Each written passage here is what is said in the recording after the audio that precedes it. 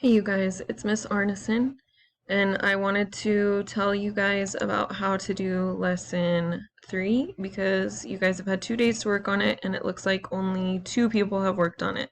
So that's really troubling because it's a very important lesson that has some really good learning activities. So I just want to go over how to do it with you guys. So you need to open up this document and it has several parts just like all the lessons do. You only need to answer this question or this question, not both. Then this part is where it can get a little bit harder. This website will take you to the place where you need to go, but I put a more direct link right here. So go ahead and open that one. Okay, and what it says you need to do is, oh no, that's Nelson's. Just trying to open up the general one. I guess I went back. Okay, so once you open up this website right here, the one where you can see the physiographic provinces of New Mexico, you're going to go to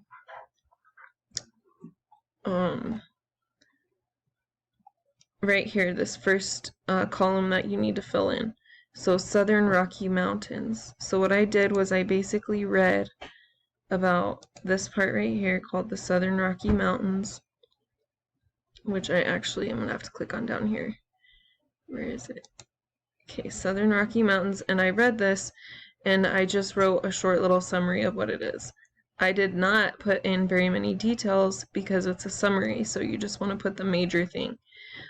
A mountain range is going to be a higher elevation, so that's an important thing to put. And it's just very, it's a very small part of New Mexico as a whole, just these two little ranges and then a valley in between them right here at the top middle part of the state. Then to get to the rock types, you're going to have to use the other links. If you're doing this from home, you can use the links. If you're doing it from school, there's maps that are printed out. I'm just going to open one up, or just open this map, although it takes a long time to load and move around because of how high resolution it is. But what you're going to do is you're going to answer the question in this column. What is the orange rock that is in circular formation, and when was it formed? So in geologic time, remember we refer to the time periods as like the Pleistocene and the Holocene and the Jurassic and the Triassic. So you're looking for words like that, and I'll show you on the key where you can find those. See, it really takes a long time to load. That's why I printed off the maps. Because every time you move around on this map, it takes that long to load the new section that you're looking at. So I'm looking for an orange circular rock, and I'm going to have to use the answer key, so I'm going to go ahead and have that open up while, oh my goodness, this is taking forever. Okay, so see, this is the map as a whole, and it looks basically like nothing when it's zoomed out to this level, so we're going to have to zoom a lot further in. It starts at 27% right here. So we're looking for orange circular. So this is the orange circular part that is next to the Rocky Mountains. I know that because if I look at my geologic tour, this part right here and this part right here are the mountains, the Rocky Mountains. So this part right here and this part right here are my Rocky Mountains on this map. So this round circular piece is what I'm looking for. If I zoom in to look a lot further in at this, although it's going to take forever to load. Scroll over. I think I probably scrolled too much. Nope, got lucky. Okay, so here's that orange. So it says in the orange, QBT, although no, I did scroll too far. Dang it. So I have to go to my map key and find the QBT. Now this is the key, and it's really big because this is all the different types of rocks that we have in New Mexico. We have a lot of different geology. Our state is very interesting geologically. So if we go and we are looking at the orange is either going to be right here in this column or right here. I think it's probably in this column, so I'm going to zoom into this one first. And hopefully you are paying close attention to what I'm doing, because what I'm doing right now is modeling for you what you're going to need to do in order to fill out the rest of this chart. So let's see here, QBT. Oh, QBT, where is it? Here it is. Okay, it's called the Bandelier Tuff from the Lower Pleistocene. So that word Pleistocene is the time period.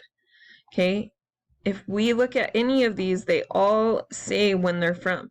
So they'll say like this one is the Quaternary and Tertiary, but it's more specifically the Holocene and the Pliocene. So that's what you would put in your answer. But for this, we need to put that it's called the Bandelier Tuff from the Lower Pleistocene. And if we go back to the example document, that is what it says. Okay. So you're going to need to do that. First, go to the Colorado Plateau, which is on this website. Colorado Plateau is in the northwestern corner of the state. So check that one out by reading about it. Remember, you might have to go down here to the list. We do have to go down to the list. So we're going to have to go back one, and then we're going to have to go down to the list that's right here. And we're doing Colorado Plateau. So we're going to read along with this and put a summary. Remember, we don't need a lot of details. We just need the basics. The word plateau is a clue about the basics of this region. Then you're going to have to answer a rock question about it. So the rocks in that region, what is the largest component? So you're just going to come over here and say, if you were zoomed out on this map, which I'm sorry, because now I have to zoom out and it's going to take a little second. That's why it's really great for you guys that you have the physical map, because it'll be a lot easier to do. So if I go up to this corner, I just have to look at all the rocks in this part right here, which is the plateau, and say which one I think takes up the most area. So whichever one I think is the biggest chunk of this land, which look, it's obviously not this little pink striped one, okay, then I would say the name of that by looking it up. And to find the name of it, you have to zoom in and not only look at the color, but the little 3 letters that are in there that represent the time period. Okay, let's go on to the next part of this lesson. So the next part is part 3, and in order to do this, you're going to have to read part of this PDF. The PDF is really long, but if you look at the directions, you do not have to read the whole thing. You only have to read page 15. So open it up, read page 15, and then what you're going to do is you're going to click on this image, and you have to go to edit, and sometimes it's not in the edit settings, so you have to go return to editing. When you click on it, you're going to move these around. So which one was the first thing that happened to the most recent thing that happened? And that's all you do is put those in order. This is just a map of the cave, so you can see like how they look underground. So I think it's pretty cool just to look at. I kind of want to print this out and put it in my classroom because it's so cool. Okay, then there's an Edpuzzle on chemical and physical weathering. So you're going to watch that and it'll tell you the difference. Then what you're going to do is take these events right here that are in order, that you just put them in order, and you're going to describe. Is water seeped into limestone, forming sulfuric acid and etching large underground areas? Would that be an example of chemical or physical weathering? And that's basically what you're going to do. So you already have the steps. You just have to decide if each step is chemical or physical weathering and put it in paragraph form. So I hope this will be helpful to you to get you started, because it's really important for you guys to do this lesson. If you've had 3 days in class to do it and you don't do any of it, I'm not going to have any compassion for you, because you really need to just get it done.